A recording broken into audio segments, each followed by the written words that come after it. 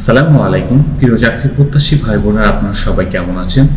আজকে আমরা আমাদের এই ভিডিওতে বাংলাদেশ কম্পিউটার কাউন্সিল থেকে প্রকাশিত হওয়া নতুন একটা নিয়োগ বিজ্ঞপ্তি সংক্রান্ত সকল বিষয় A to Z আলোচনা করব। আপনি এই ভিডিওর মাধ্যমে জানতে পারবেন আপনারা কারা কারা আবেদন করতে পারবেন, আবেদন করার জন্য আপনাদের কি কি শিক্ষাগত যোগ্যতা প্রয়োজন, আবেদন করার নিয়মাবলী, সমস্ত বিষয় আপনি A to Z জানতে পারবেন। তবে মূল ভিডিওতে প্রবেশ করার আগে আপনাদের কাছে ছোট্ট করে একটা রিকোয়েস্ট, আপনি যদি আমাদের চ্যানেলে নতুন হয়ে থাকেন তবে আপনি আমাদের চ্যানেলটি সাবস্ক্রাইব করতে কিন্তু ভুলবেন না। চলুন কথা না বাড়িয়ে মূল ভিডিওতে প্রবেশ করা যাক এবং বাংলাদেশ কম্পিউটার কাউন্সিল থেকে প্রকাশিত হওয়া নিয়োগ বিজ্ঞপ্তি সংক্রান্ত বিষয় বিস্তারিত আলোচনা করা যাক। আপনারা এখানে দেখতে পাচ্ছেন যে তারা তাদের নিয়োগ বিজ্ঞপ্তিটি তারা তাদের নিজস্ব ওয়েবসাইট থেকে প্রকাশিত করেছে।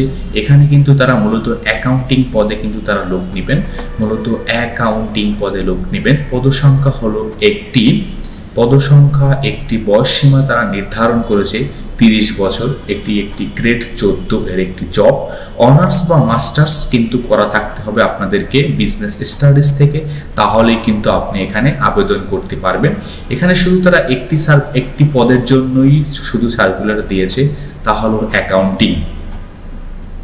এখানে আপনারা যারা আবেদন করবেন তারা কিন্তু সরাসরি তাদের দেওয়া ওয়েবসাইটে চলে আসবেন। ওয়েবসাইট থেকে কিন্তু আপনি এখানে ডিরেক্ট আবেদন করতে পারবেন। আবেদন আপনি আগামী 30/9/2024 তারিখ রাত 11:49 মধ্যে কিন্তু আপনাকে আবেদন সম্পন্ন করতে হবে।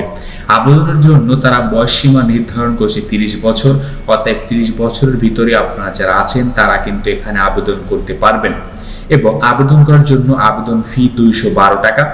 এখানে কিন্তু তারা আবেদনের টাকাটা কিন্তু আপনাকে সাধারণত এর আগে আমরা দেখেছি যে সাধারণত কিন্তু এই ধরনের টাকাগুলো আপনারা যেহেতু অনলাইনে আপনারা পেমেন্ট করতেন সাধারণত টেলিটক সিমের মাধ্যমে, কিন্তু এখন আপনাদের টাকা পেমেন্ট করতে হবে বিকাশ।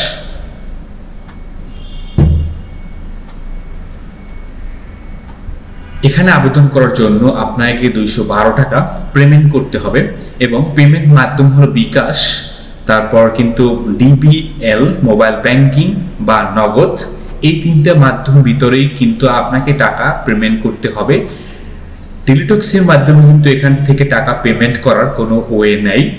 এবং আপনাকে কিন্তু প্রথমে লিখিত পরীক্ষায় অংশগ্রহণ করতে হবে এবং লিখিত পরীক্ষায় উত্তীর্ণ প্রার্থীরা কিন্তু মূলত মৌখিক পরীক্ষা ডাকা হবে। মৌখিক পরীক্ষার সময় আপনাদের কিন্তু জাতীয় পরিচয়পত্র, সকল শিক্ষাগত যোগ্যতার সনদ ও মূল কপি এবং চাকরি যারা আছেন তারা চাকরি প্রার্থী প্রতিষ্ঠান থেকে একটা যে অনুমতি পত্র, এই সমস্ত বিষয়গুলো নিয়েই কিন্তু আপনাকে মৌখিক পরীক্ষায় অংশগ্রহণ করতে হবে। তো আসলে এই ছিল ওভারঅল বাংলাদেশ কম্পিউটার কাউন্সিল থেকে প্রকাশিত হওয়া নতুন নিয়োগ বিজ্ঞপ্তি। আর আপনারা এখন যারা আমাদের চ্যানেলটি সাবস্ক্রাইব করেননি তবে আমাদের চ্যানেলটি সাবস্ক্রাইব করতে কিন্তু ভুলবেন না।